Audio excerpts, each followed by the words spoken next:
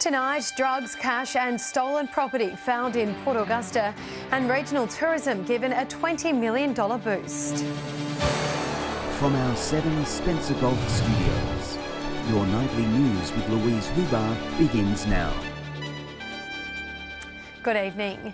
A major police operation in Port Augusta has uncovered a range of stolen items, including drugs and cash. In a separate incident, a routine road patrol found more than 3 kilograms of drugs stashed in a vehicle. Laura Milovanovic has the story. Port Augusta CIB, patrols and the Dog Operations Unit searched homes over the weekend, uncovering a range of illegal equipment. They targeted the sale and supply of illicit drugs in Port Augusta. Police searched 4 homes in Port Augusta during the 2-day operation. Throughout Operation Arid, officers uncovered stolen goods, drugs and cash. Police recovered over $60,000 of stolen property and seized over $60,000 in cash as a result of this operation. The stolen items include power tools linked to various mining businesses as well as SA Power Network. Other items seized during this operation included cannabis, methamphetamine, cannabis seeds and other drug paraphernalia. A 48-year-old man was arrested and charged. A 56, 23 and 29-year-old were all reported and are expected to appear in court at a later date. Meanwhile, police stopped a Mitsubishi 4-wheel drive travelling north on the Augusta Highway on Saturday afternoon. During a search of the vehicle, police allegedly uncovered 7 bags wrapped in duct tape, totalling approximately 3.7 kilograms of cannabis. The 2 men were arrested and have been charged with trafficking a commercial quantity of a controlled drug. They were both bailed and are expected to appear in the Port Augusta Magistrates Court in November. Local businesses are set to benefit from a new state government $20 million cash injection to rejuvenate the tourism industry. Clare Valley tourism officers are describing the boost as a game changer for the regions following what's been a particularly difficult year. An important lifeline that these tourism operators have been desperately waiting for. We're providing up to 30% investment in their projects to upgrade regional infrastructure and experiences. Is very clearly for projects where people are organised, have the ability to be shovel ready within 3 months. Bushfires and COVID-19 has been detrimental for tourism businesses, especially those in the regions. But now they're set to recover with $20,000 to $500,000 grants made available.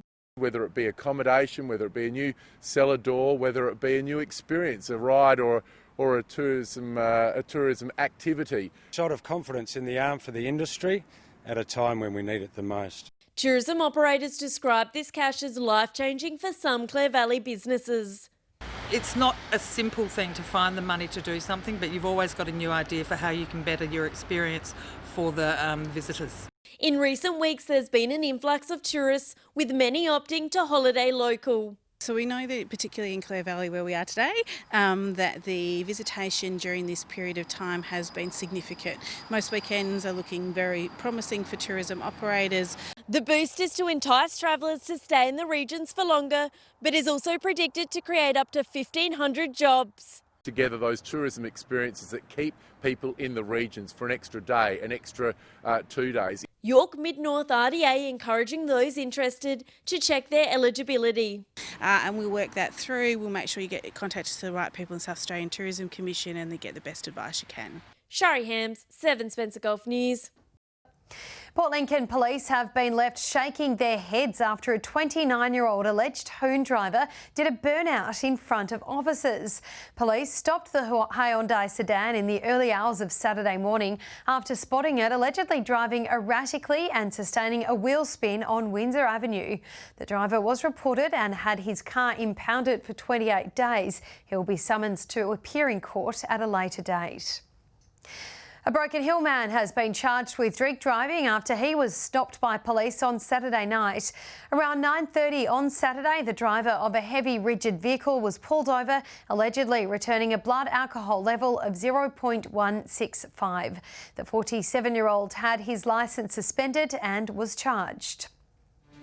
Stay with us. Still to come tonight, Port Lincoln RSL commemorates victory in the Pacific Day, marking the end of World War II. And we take a look at the Hill Festival celebrations held over the weekend.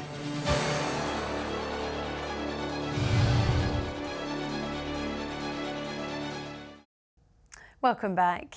World War II veterans have gathered at Port Lincoln's RSL to commemorate 75 years since the victory in the Pacific, marking the end of the war. Former servicemen and women shared their emotional stories of battle to help keep the history alive. Decorated war veteran Alexander Wilson was only 19 when he was shipped off to battle during World War II. Serving in the Royal Australian Air Force, he saw the worst of humanity. Got nowhere to run, so you might as well do what you've got to do, and that's what we did.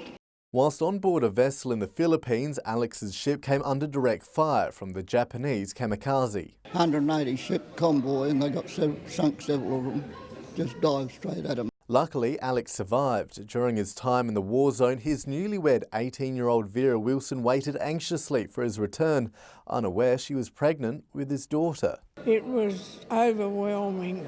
Their daughter was 6 months old when the news finally reached Alex that he was a father. I was quite happy. There's a bit going on then at the time. You didn't have much time to think of luxuries.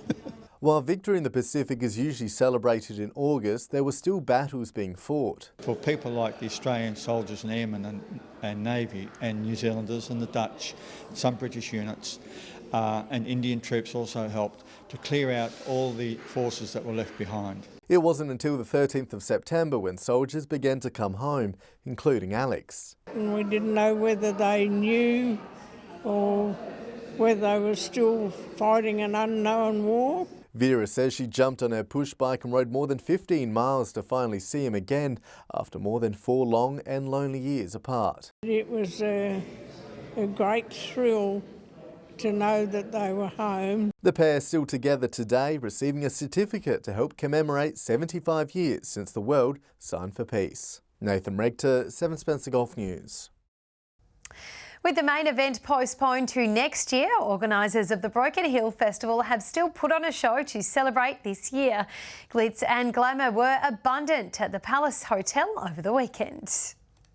The spirit of the Broken Hill Festival well and truly alive. The Palace Hotel hosting a weekend tribute extravaganza to celebrate what should have been the event's 6th instalment. Broken Hill Unplugged was the name we've given to our 3 small events to mark our usual festival dates for 2020. It all got underway on Friday night with some drag performances and an interactive screening of Priscilla, Queen of the Desert.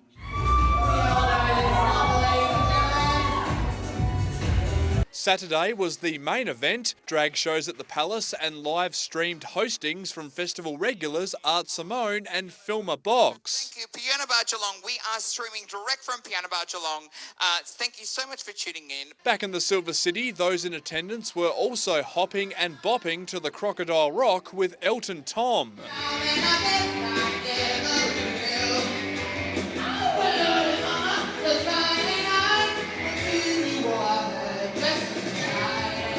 I've kept all of this in a box for 6 months while we've been shut and re-establishing ourselves. So it's been an absolute dream to come true, to be able to perform and do what I love again. Sunday rounding off the weekend's frivolities with Drag Bingo. Attention now turned to next year's dates. Our 2021 tickets are still on sale and they are selling, so I guess people are staying positive. Patrick Reinke, 7 Spencer Golf News. Australia's first tuna boat, the Tacoma, is set to be showcased on the international stage next month as part of an American boat festival. Audiences will be given an inside look into the famed Port Lincoln boat and delve into its rich history. Exploring one of Australia's historic fishing vessels at the click of a mouse, a new video tour showcasing the historic Tacoma as part of an international festival. They've come up with this virtual boat show, so it means that we can attend this year. The North American Wooden Boat Festival is run each year, but due to the pandemic, organisers had to think outside the box. Instead, it will be a virtual event connecting boats from around the globe. But it gives people a glimpse of all these fascinating boats. It would take more than 3,500 hours of motoring and 180 tonnes of fuel to sail the vessel across the Pacific to the event. Virtually, it only takes a few seconds to see the Tacoma in all her glory. This is just a way of spreading the story and also enriching the story, because there's people in that area of America who their fathers designed the boat. Port Lincoln's tuna industry was opened back in the 1950s on the Tacoma. Using the pole method, sailors would catch hundreds of fish to sell at market. Sort of where she originated from. It's from Tacoma in Washington, or this boat show is nearby, and the history of the boat really derives from that area. Spruiked up with some wattle and callistemon, the ship is ready for her international debut. Nathan Regter, 7 Spencer Golf News. Stay with us after the break. Technology to keep Port Augusta residents in the loop about a major new development. And a primary school puts the call out for a different kind of donation.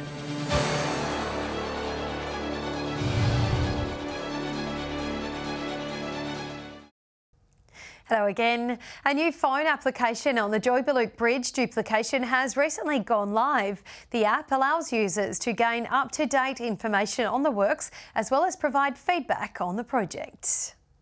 It will be one of the largest pieces of infrastructure the City of Port Augusta will have seen, and our residents can get a glimpse of the $200 million duplication project at their fingertips. It's going straight to their device and they can see what's happening on the project very comfortably, very easily, and we can talk directly to anyone who's interested. This is the second project the Department for Transport has released through the app. The first was for the Regency to PIM project.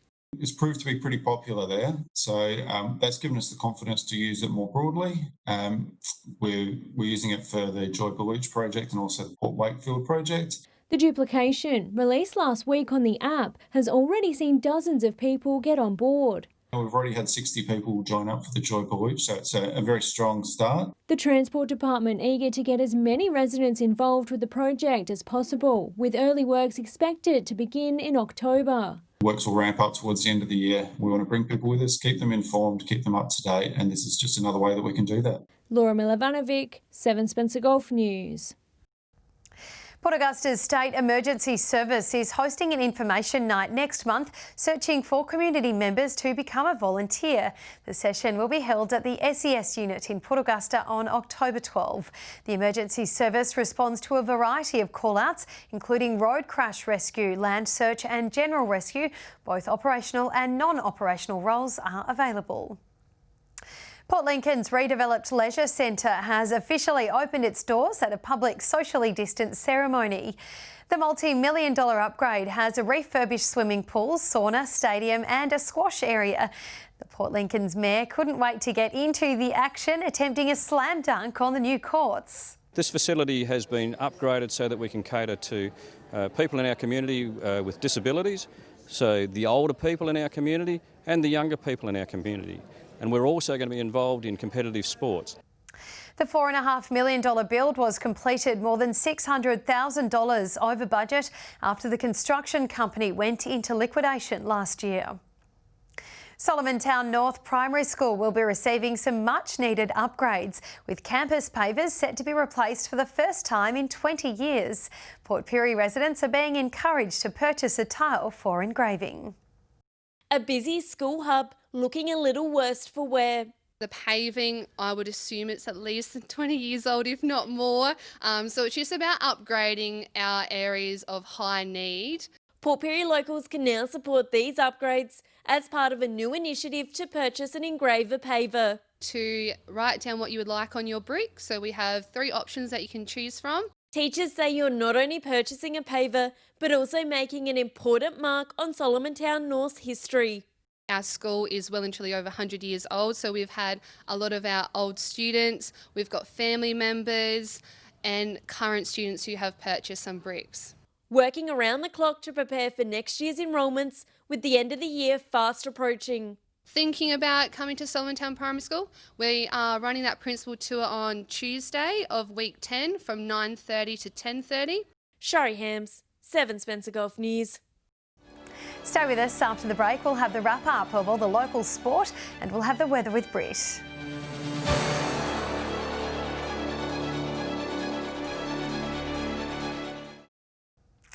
Hello again. Time now for a special Monday edition of our wrap-up of the region's sports. Patrick Reinke is in Broken Hill to talk about the recent results. In the latest round of Broken Hill Netball, a rivalry clash between the two West Flames sides did not fail to disappoint. Nothing could split the two teams across all 4 quarters, the game coming right down to the final minutes of the last. West Flames Black managing to pull off a cracking upset victory, 23 goals to 20. In the other fixtures, St Joe's Jesters have maintained top spot on the ladder after thumping Morgies 32 to 9. The Jesters will face Williama Red in a first versus second matchup not to be missed. Williama entered the Tuesday night game in good form after beating St Joe's. The last results saw United emerge victorious over Wilma Balls Drop. Moving over to Whyalla Netball, and it was preliminary final action on Saturday. After losing to Kiwi in last week's semi-final, True Blue made the most of their second chance opportunity, beating YCW in a very close affair. True Blue will square off against Kiwi again this weekend in the A-grade grand final. Switching over to soccer now, and the Northern Demons have returned to the winners' circle with a commanding win over Mount Barker United. Peter Capurso scored a hat-trick, taking his season total to 8 goals. The Demons will take on Noarlunga United next week. And over in Whyalla, the Lions defeated the Wanderers in a very entertaining match. At the final whistle, the Lions were ahead 4-3. The second game had just the 1 goal, Westlands edging out Croatia. Finishing off with a bit of Broken Hill tennis, and there were 2 lopsided games and 1 nail-biter. Forehands and volleys winning their matches easy, while serves just beat drop shots by 1 single game. That does it for another week of local sport. We'll be back tomorrow night with all the local footy results. And for a look at your weather, here's Britt. Thanks, Louise, and good evening. We saw mostly sunny conditions across the Spencer Gulf today, with Port Augusta and Woodner both recording highs of 22 degrees, and it got to 21 at Port Pirie. Taking a look around the region, 20 degrees was the high at Broken Hill today. It reached 18 at Whyalla, 17 at Port Lincoln, Kadina, Cleve and Clare, and Adelaide saw a top of 16 degrees. Dry winds and high pressure kept our skies mostly clear today, as we can see from these satellite images. But moving on now to tomorrow, we'll start with the Gulf waters. South to southeasterly winds at around 10 to 15 knots, seas below 1 metre with south to southwesterly swells. And if you're at Port Lincoln tomorrow, it's looking to be a partly cloudy day, 17 the high there. At Cleve, partly cloudy with a top of 22. And if you're around Woodner, it's looking lovely tomorrow, mostly sunny with a top of 26 degrees. Sunny skies for our Whyalla viewers with a top of 22 degrees. Port Augusta also looking sunny with a top of 26. And if you're at Kadina, you should see a high of 21 degrees tomorrow with mostly sunny conditions. Port Pirie is looking sunny with a top of 24 degrees, Clare mostly sunny and 20, and finally for those of you in the Broken Hill region, sunny with a top of 23 degrees tomorrow. Taking a quick look through the rest of the week now, showers about the lower air peninsula on Wednesday, but fine and partly cloudy elsewhere. Warming up at Port Augusta with a top of 33 degrees, Woodner 32, a high of 30 for Whyalla, Port Pirie and Broken Hill, Kadina 26, Port Lincoln 23. Thursday is remaining warm and dry at Broken Hill with a top of 31 degrees. But for the rest of you, it's looking a bit cooler with showers across the Spencer Gulf region. A top of 28 for Port Augusta, Port Pirie 27, Whyalla 25, Kadina 23, Woodner 22, Port Lincoln 18. And finally now to Friday, with showers expected across the board. 28 degrees the high for Broken Hill. Possible storms at Port Augusta with a top of 26 degrees. Port Pirie also 26. A top of 25 for Kadina. Whyalla 24 degrees. Woodner 21. And Port Lincoln with a top of 19 degrees on Friday. And that brings me to the end of the forecast, Louise. And with that, it's back to you. All right, thank you for that, Britt. And that wraps up your local news for this Monday evening. Thank you for joining us. We'll have updates later. Until then, have a lovely and safe evening. Good night.